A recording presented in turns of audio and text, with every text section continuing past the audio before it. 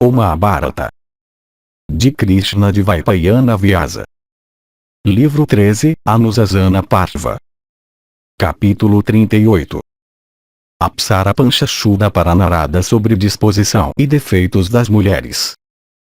Yudhishthira disse: ó o melhor dos Bharatas, eu desejo te ouvir discursar sobre a disposição das mulheres. As mulheres são citadas como sendo a raiz de todo mal. Elas são todas consideradas como extremamente frágeis. Bhishma disse: em relação a isto é citada a velha história da conversa entre o Rishi Celeste Narada e a cortesã celeste Panchashuda. Uma vez nos tempos antigos o Rishi Celeste Narada, tendo vagado por todo o mundo, encontrou a Apsara Panchashuda de beleza impecável, tendo sua residência na região de Brahman. Contemplando a Apsara, todos os membros de cujo corpo eram dotados de grande beleza, o asceta se dirigiu a ela, dizendo: ó alto de cintura fina, eu tenho uma dúvida na minha mente. Esclareça. Bhishma continuou. Assim endereçada pelo Rishi, a Apsara disse a ele: se o assunto for um que é conhecido por mim e se tu me achas competente para falar sobre isto, eu certamente direi o que está em minha mente.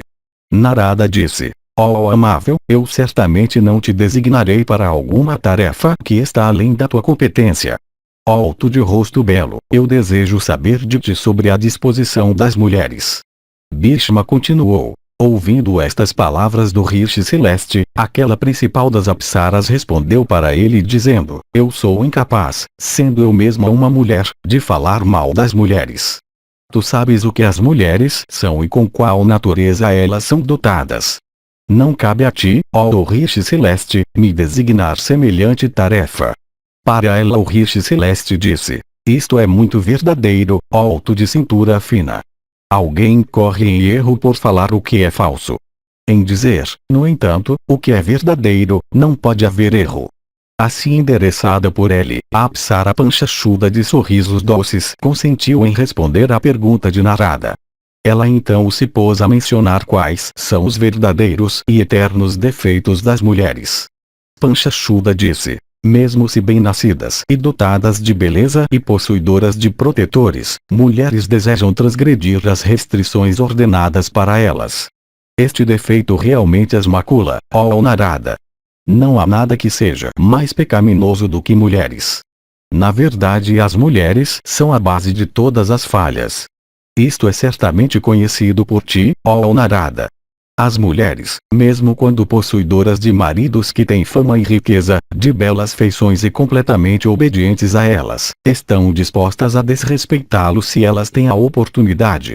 Esta, ó pujante, é uma disposição pecaminosa de nós mulheres que, rejeitando a modéstia, nós cultivamos a companhia de homens de hábitos e intenções pecaminosos. Mulheres revelam uma simpatia por aqueles homens que as cortejam, que se aproximam de sua presença, e que as servem respeitosamente mesmo em uma pequena extensão. Por falta de solicitação por pessoas do outro sexo, ou medo de parentes, as mulheres, que são naturalmente intolerantes de todas as restrições, não transgridem aquilo que foi ordenado para elas, e permanecem ao lado de seus maridos. Não há ninguém para quem elas sejam incapazes de conceder seus favores. Elas nunca levam em consideração a idade da pessoa a quem elas estão dispostas a favorecer. Feio ou bonito, se somente acontecer de a pessoa pertencer ao sexo oposto, as mulheres estão dispostas a desfrutar de sua companhia. Que as mulheres permaneçam fiéis aos seus maridos não é devido ao seu medo do pecado, nem por compaixão, nem por riqueza, nem pela afeição que surge em seus corações por parentes e filhos. Mulheres que vivem no seio de famílias respeitáveis invejam a condição daqueles membros de seu sexo que são jovens e bem enfeitadas com joias e pedras preciosas e que levam uma vida livre. Até aquelas mulheres que são amadas por seus maridos e tratadas com grande respeito são vistas concederem seus favores para homens que são corcundas, que são cegos, que são idiotas, ou que são anãos. Mulheres são vistas gostarem da companhia até daqueles homens que são desprovidos do poder de locomoção ou daqueles homens que são dotados de grande feiura de aspecto. Ó grande Rishi, não há homem neste mundo a quem as mulheres possam considerar como impróprio para a companhia. por inabilidade de conseguir pessoas do sexo oposto, ou medo de parentes, ou medo da morte e prisão, as mulheres permanecem, por si mesmas, dentro das restrições prescritas para elas. Elas são extremamente impacientes, pois elas sempre anseiam por novos companheiros. Por sua natureza ser incompreensível, elas não podem ser mantidas em obediência por tratamento afetuoso. Sua disposição é tal que elas não podem ser impedidas quando inclinadas à transgressão. Realmente, as mulheres são como as palavras proferidas pelos sábios. Tais palavras são incompreensíveis e ininteligíveis por sua profundidade de significado. As mulheres são igualmente incompreensíveis e ininteligíveis. O fogo nunca está saciado com combustível. O oceano nunca pode ser cheio com as águas que os rios levam para ele. O destruidor nunca está saciado nem mesmo com matar todas as criaturas vivas. Similarmente, mulheres nunca estão saciadas com homens. Isto, ó Rishi Celeste, é outro mistério ligado às mulheres. Logo que elas veem um homem de feições belas e encantadoras, sinais infalíveis de desejo aparecem em seus corpos. Elas nunca mostram respeito suficiente nem mesmo por maridos que realizam todos os seus desejos, que sempre fazem o que é agradável para elas e que as protegem da carência e perigo. Mulheres nunca consideram tão altamente mesmo artigos de prazer em abundância ou ornamentos ou outras posses de um tipo agradável quanto elas consideram a companhia de pessoas do sexo oposto. O destruidor, a divindade do vento, a morte, as legiões inferiores, a boca equina que percorre o oceano, vomitando chamas contínuas de fogo, o gume da navalha, o veneno virulento, a cobra, e o fogo. Todos estes existem em um estado de união das mulheres. Aquele Brahman eterno de onde os 5 grandes elementos surgiram para a existência, de onde o Criador Brahma ordenou o universo, e de onde, de fato, os homens surgiram, na verdade da mesma fonte eterna as mulheres surgiram para a existência. Naquele tempo, além disso, ó Narada, quando as mulheres foram criadas, estas imperfeições que eu enumerei foram plantadas nelas. Capítulo 39. Yudhishthira pergunta por que os homens se associam com mulheres. Yudhishthira disse: todos os homens, ó rei, neste mundo, são vistos se vincularem a mulheres, dominados pela ilusão que é criada pelo ser divino. Similarmente, as mulheres também são vistas se ligarem aos homens. Tudo isso é visto acontecer em todos os lugares no mundo. Sobre este assunto uma dúvida existe em minha mente. Porque, ó alegrador dos curos, os homens, quando as mulheres são maculadas por tantas imperfeições, ainda assim se ligam às mulheres? Quem, além disso, são aqueles homens com os quais as mulheres são altamente agradadas e com quem elas são desagradadas? Cabe a ti, ó chefe de homens, me explicar como os homens são capazes de proteger as mulheres? Enquanto homens têm prazer nas mulheres e se divertem com elas, as mulheres, parece, estão empenhadas em enganar os homens. Então, também, se um homem uma vez cai em suas mãos, é difícil para ele escapar delas. Como gado sempre procurando pastos novos, as mulheres procuram novos homens um depois do outro.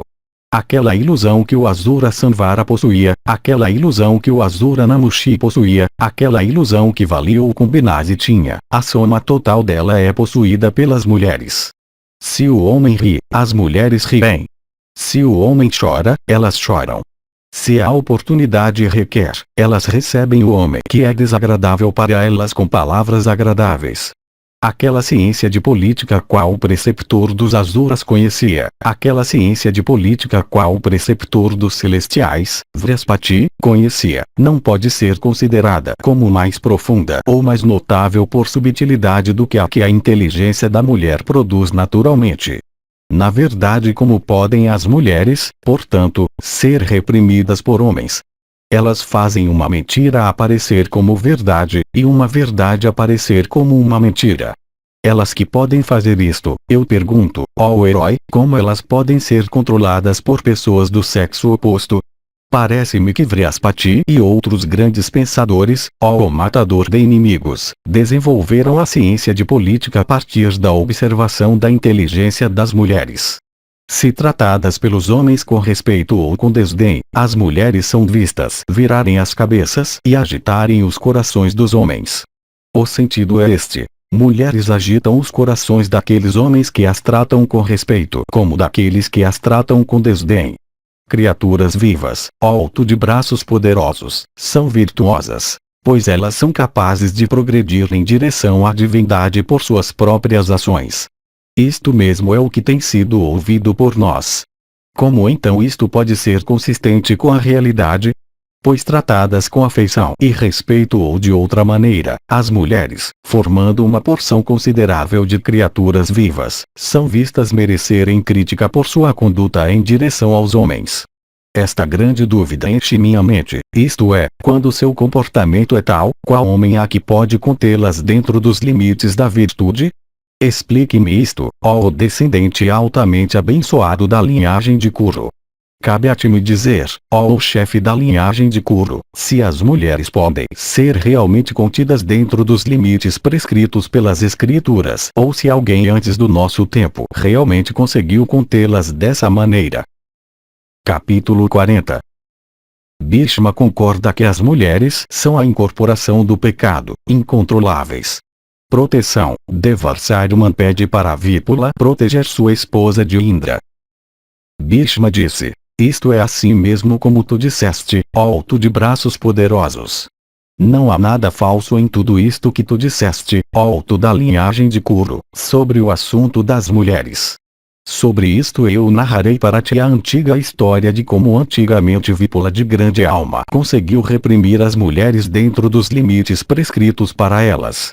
Eu também te direi, ó rei, como as mulheres foram criadas pelo avô Brahman e o objetivo pelo qual elas foram criadas por ele.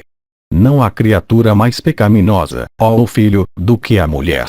A mulher é um fogo ardente. Ela é a ilusão, ó rei, que o Daitya Maya criou. Ela é o fio afiado da navalha. Ela é veneno. Ela é uma cobra. Ela é fogo. Ela é, na verdade, tudo isso junto. É sabido por nós que todas as pessoas da raça humana são caracterizadas pela virtude, e que elas, no decorrer do progresso e aperfeiçoamento natural, chegam à posição das divindades. Esta circunstância alarmou as divindades. Elas, portanto, ó castigador de inimigos, se reuniram e foram à presença do avô. Informando-o do que estava em suas mentes, elas ficaram silenciosas em sua presença, com o olhar abatido. O pujante avô, tendo averiguado o que havia nos corações das divindades, criou as mulheres, com a ajuda de um rito Atharvan. Em uma criação anterior, ó filho de Kunti, as mulheres eram todas virtuosas.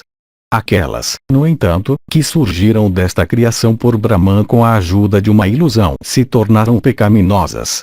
O avô concedeu a elas o desejo de prazer, todos os tipos de prazer carnal. Tentadas pelo desejo de prazer, elas começaram a perseguir pessoas do outro sexo. O pujante senhor das divindades criou Ira como companheira da luxúria.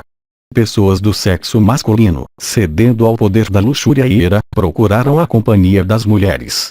Mulheres não têm atos especiais prescritos para elas. Esta mesma é a ordenança que foi declarada. O Shruti declara que mulheres são dotadas dos sentidos mais poderosos, que elas não têm escrituras para seguir, e que elas são mentiras vivas. Camas e assentos e ornamentos, e comida e bebida e a ausência de tudo o que é respeitável e justo, indulgência em palavras desagradáveis, e amor de companhia sexual, estes foram dados por Brahman às mulheres. Os homens são muito incapazes de contê-las dentro de limites. O próprio Criador é incapaz de contê-las dentro dos limites que são apropriados. O que dizer dos homens então? Isto, ó chefe de homens, eu ouvi antigamente, isto é, como Vipula conseguiu proteger a esposa de seu preceptor nos tempos passados.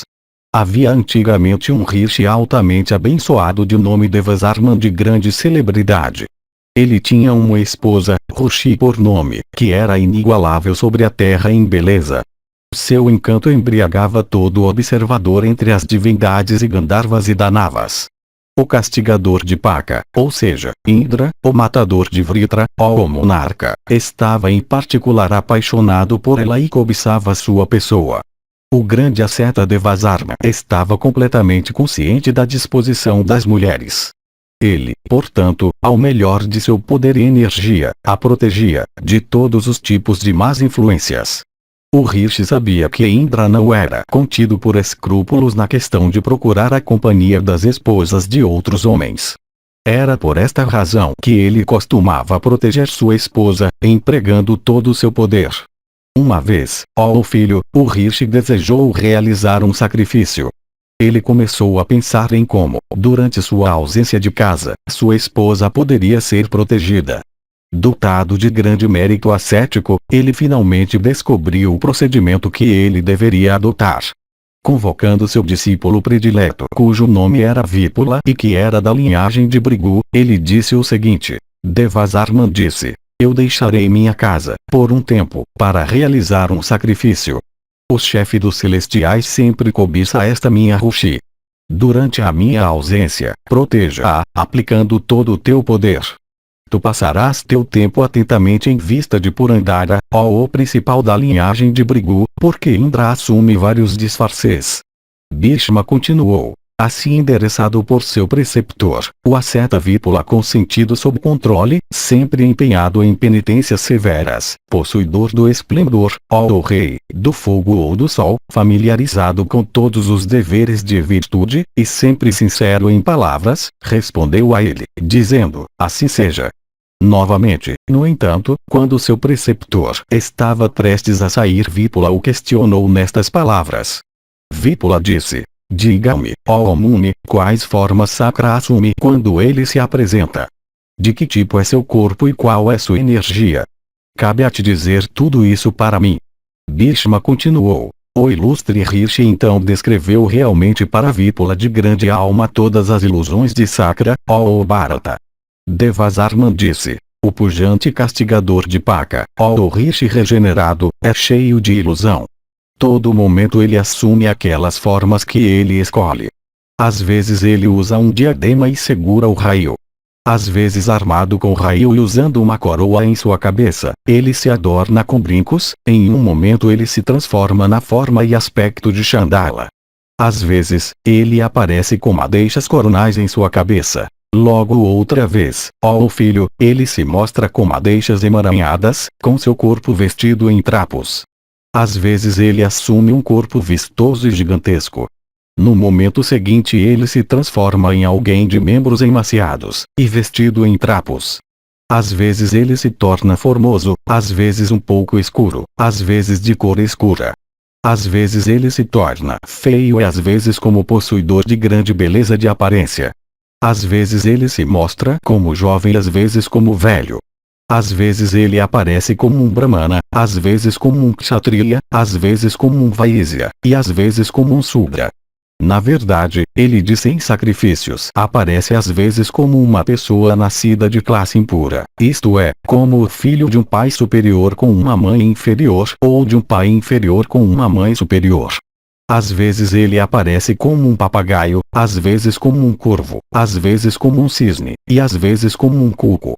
Ele assume as formas também de um leão, um tigre, ou um elefante. Às vezes ele se mostra como um deus, às vezes como um Daitya, e às vezes ele assume o disfarce de um rei. Às vezes ele aparece como gordo e roliço. Às vezes como alguém cujos membros têm sido enfraquecidos pela ação do vento desordenado no sistema, às vezes como uma ave, e às vezes como alguém de feições extremamente feias. Às vezes ele aparece como um quadrúpede. Capaz de assumir qualquer forma, ele às vezes aparece como um idiota desprovido de toda inteligência. Ele assume também as formas de insetos e mosquitos. Ó Vípula, ninguém pode distingui-lo por causa desses inúmeros disfarces que ele é capaz de assumir. O próprio Criador do Universo não está à altura daquela façanha. Ele se faz invisível quando ele escolhe. Ele não pode ser visto exceto com a visão do conhecimento. O chefe dos celestiais às vezes se transforma no vento. O castigador de Paka sempre usa esses disfarces. Portanto, ó Vípula, proteja esta minha esposa de cintura fina com grande cuidado. Ó, o principal da linhagem de Brigu, tome todos os cuidados para que o chefe dos celestiais não possa macular esta minha esposa como um cachorro ordinário lambendo-a vi mantido em virtude de um sacrifício.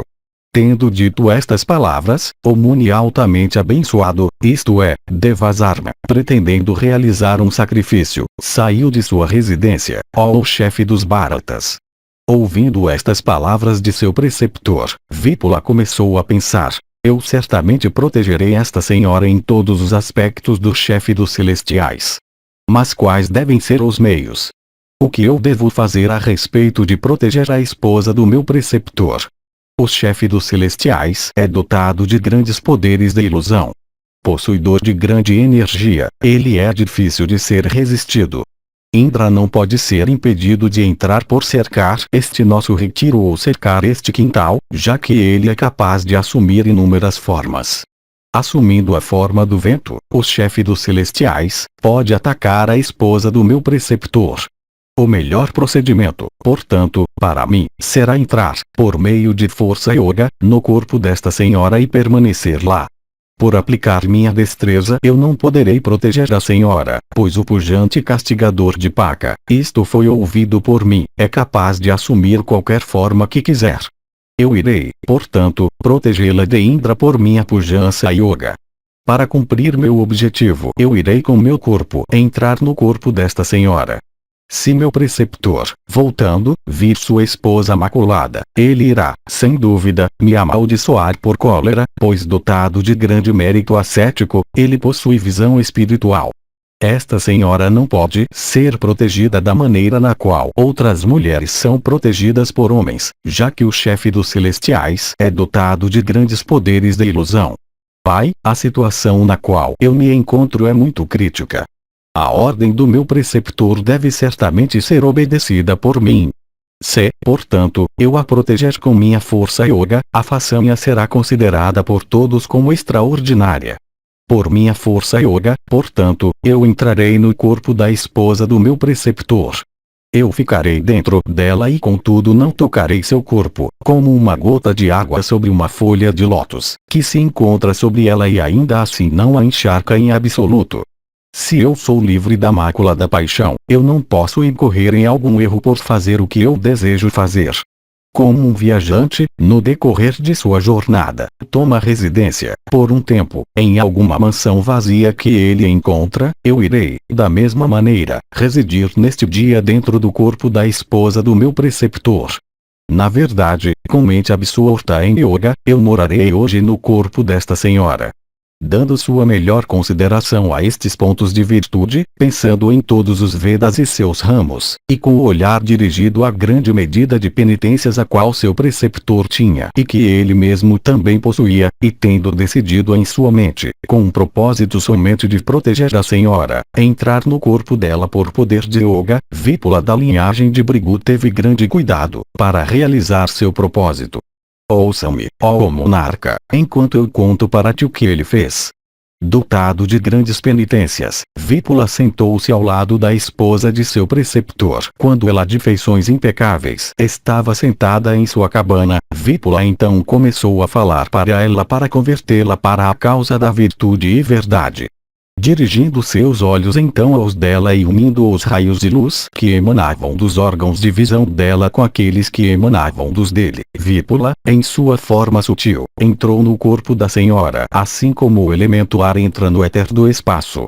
Penetrando seus olhos com seus olhos e sua face com sua face, Vipula permaneceu, sem se mover, dentro dela invisivelmente, como sua sombra. Reprimindo todas as partes do corpo da senhora, Vipula continuou a residir dentro dela, atento em protegê-la de Indra. A própria senhora não sabia de nada disto. Foi dessa maneira, ó monarca, que Vipula continuou a proteger a senhora até o momento do retorno de seu preceptor de grande alma depois de realizar o sacrifício que ele tinha saído para realizar. Capítulo 41. Indra chega chamando, mas a esposa está protegida. Bhishma disse: um dia o chefe dos celestiais, assumindo uma forma de beleza celestial, chegou ao retiro do Rishi, achando que a oportunidade que ele vinha esperando tinha finalmente chegado. Na verdade, ó rei, tendo assumido uma forma inigualável em beleza e extremamente atraente para as mulheres e altamente agradável de se olhar, Indra entrou no retiro do asceta. Ele viu o corpo de Vípula permanecendo em uma postura sentada, imóvel como uma estaca, e com os olhos desprovidos de visão, como uma pintura desenhada em tela. E ele viu também que Rushi estava sentada lá, adornada com olhos cujas extremidades eram extremamente belas, possuidora de quadris cheios e redondos, e tendo um peito profundo e saliente. Seus olhos eram grandes e expansivos como pétalas de lótus, e seu rosto era tão belo e encantador quanto a lua cheia. Vendo Indra entrar naquele disfarce, a senhora desejou se levantar e oferecer a ele uma saudação amável. Sua admiração tendo sido excitada pela beleza sem igual de forma que a pessoa possuía, ela desejou muito lhe perguntar quem ele era. Embora, no entanto, ela desejasse se levantar e lhe dar as boas-vindas, contudo seus membros tendo sido contidos por Vípula que estava morando dentro dela, ela não conseguiu, ó rei, fazer o que ela desejava. Realmente, ela não pôde se mover do lugar onde ela estava. O chefe dos celestiais então se dirigiu a ela em palavras agradáveis proferidas com uma voz gentil. De fato, ele disse: ó tu de doces sorrisos, saiba que eu sou Indra, vindo aqui por tua causa. Saiba, ó dama gentil, que eu estou afligido pela divindade do desejo provocado por pensamentos sobre ti. Ó tu de belas sobrancelhas, eu vim à tua presença. O tempo passa. Estas palavras que Indra falou foram ouvidas pelo asceta Vípula. Permanecendo dentro do corpo da esposa de seu preceptor, ele viu tudo o que ocorreu. A senhora de beleza impecável, embora ela tivesse ouvido o que Indra disse, foi, no entanto, incapaz de se levantar para receber ou honrar o chefe dos celestiais. Seus sentidos reprimidos por Vípula, ela não pôde proferir uma palavra em resposta. Aquele filho da linhagem de Brigu, de energia poderosa, julgando pelas indicações fornecidas pelo corpo da esposa de seu preceptor que ela não estava relutante em receber Indra com amabilidade, reprimiu todos os seus membros e sentidos mais eficientemente, ó rei, por meio de seus poderes yoga. Com laços yoga ele amarrou todos os sentidos dela. Vendo-a sentada sem qualquer indicação de agitação em seu corpo, o marido de Sashi, um pouco envergonhado, mais uma vez se dirigiu àquela senhora que tinha sido entorpecida pelos poderes yoga do discípulo de seu marido, nestas palavras: venha, venha, ó doce dama. Então a dama se esforçou para responder para ele. Vípula, no entanto, conteve as palavras que ela pretendia proferir. As palavras, portanto, que realmente escaparam de seus lábios, sob a influência de Vípula, foram: qual é a razão da tua vinda aqui? Estas palavras adornadas com requintes gramaticais saíram de sua boca que era tão bela quanto a lua. Damas falam em Prakrita e não em sânscrito. O último é refinado, o primeiro não é. Daí a surpresa de Indra ao ouvir palavras sânscritas dos lábios da dama. Sujeita à influência de outro, ela proferiu estas palavras, mas ficou muito envergonhada de proferi-las. Ouvindo-a, Purandara ficou muito desanimado. Observando aquele efeito desajeitado, o chefe dos celestiais, ó monarca, adornado com 1000 olhos, viu toda a situação com sua visão espiritual. Ele então viu a seta permanecendo dentro do corpo da senhora.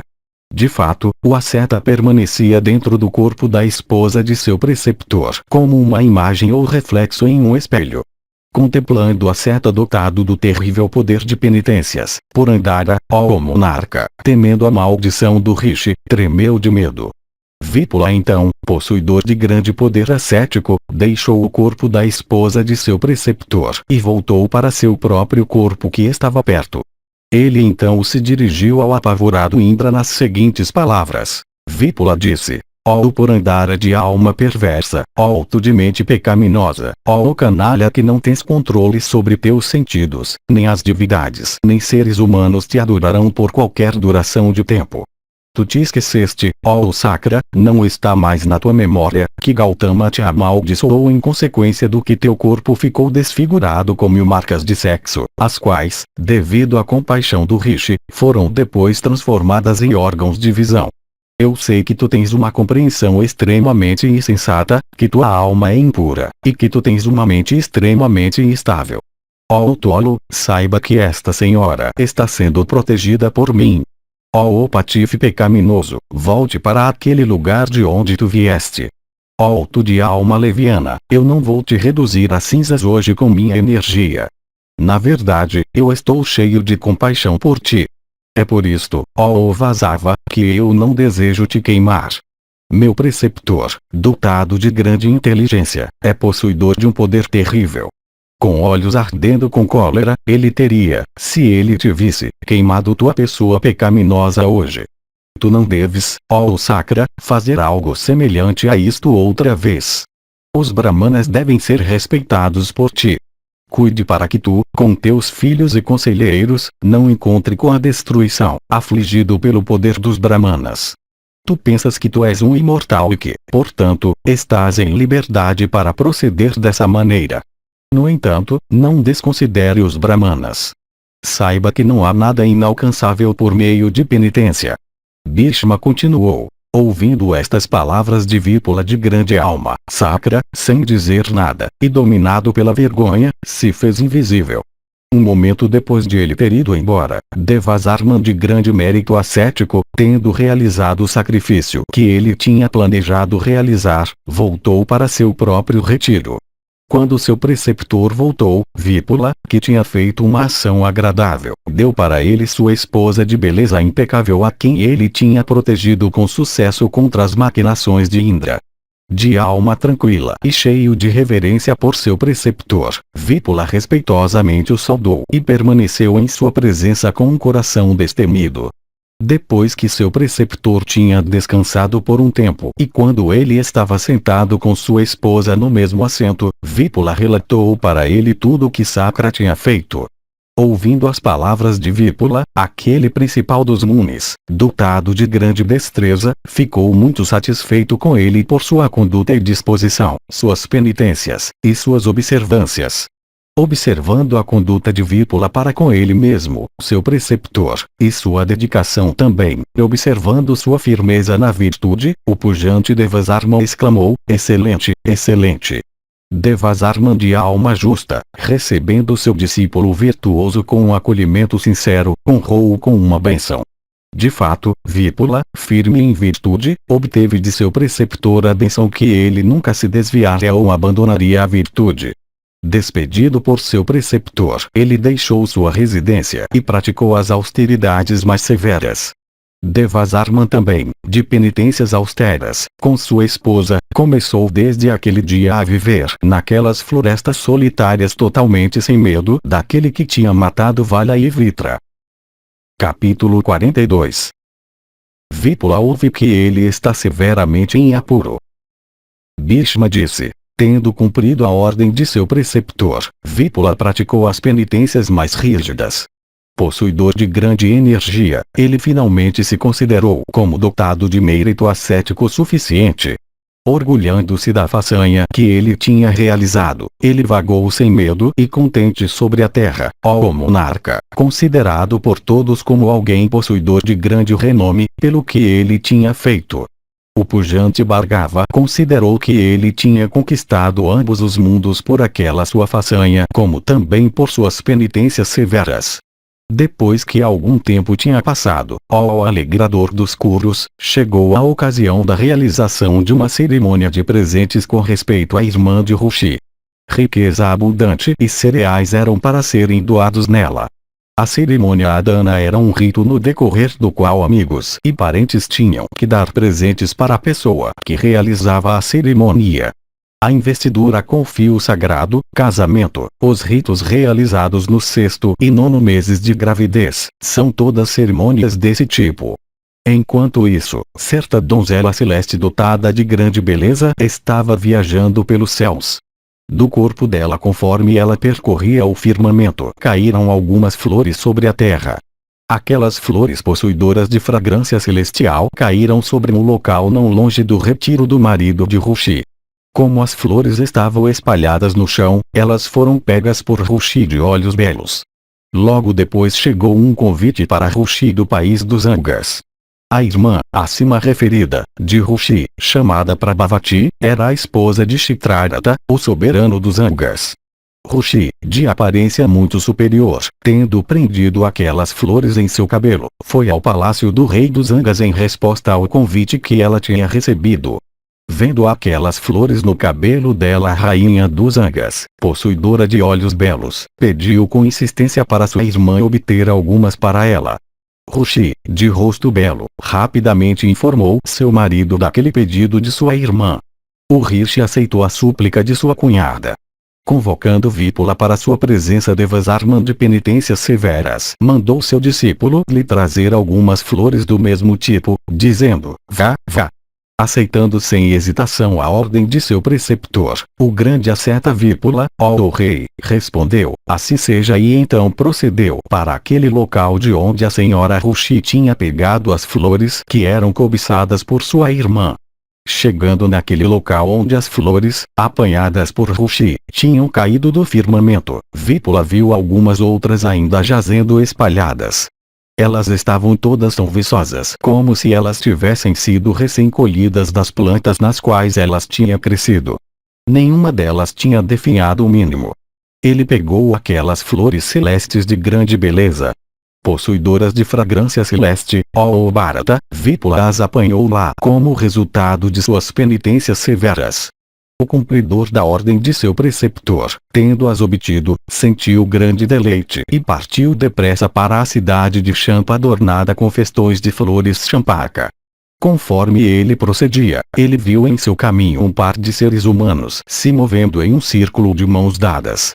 Um deles fez um passo rápido e assim destruiu a cadência do movimento. Por esta razão, ó rei, surgiu uma disputa entre eles. De fato, um acusava o outro, dizendo: tu fizeste um passo rápido. O outro respondeu: não, realmente, como cada um mantinha a sua própria opinião teimosamente, cada um, ó rei, afirmava o que o outro negava, e negava o que o outro afirmava.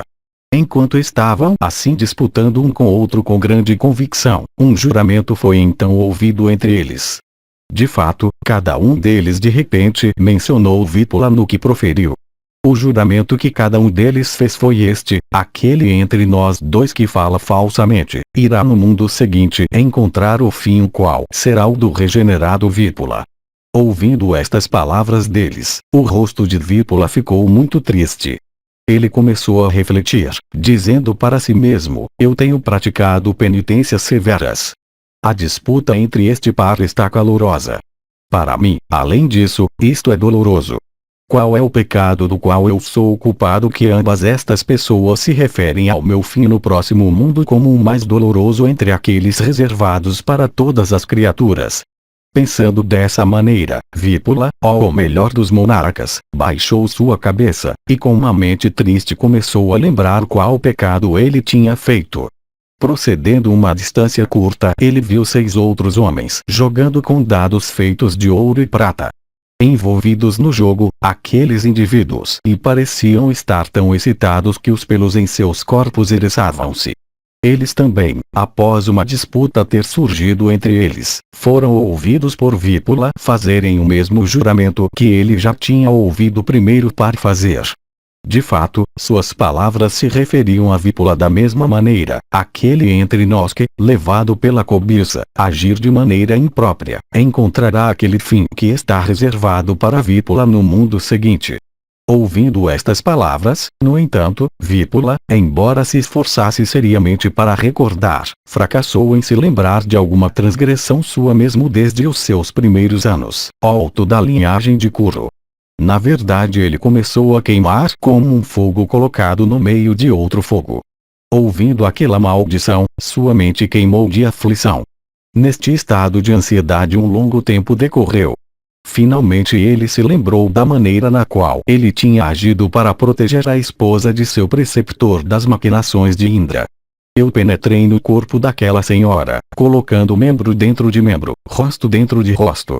Embora eu tivesse agido dessa maneira, eu contudo não disse a verdade para meu preceptor. Exatamente esta era a transgressão, alto da linhagem de Kuru, da qual o próprio Vipula se lembrou. De fato, ó monarca abençoado, sem dúvida aquela era a transgressão que ele tinha realmente cometido. Chegando à cidade de Champa, ele deu as flores para seu preceptor. Devotado aos superiores e aos mais velhos, ele adorou seu preceptor de forma apropriada.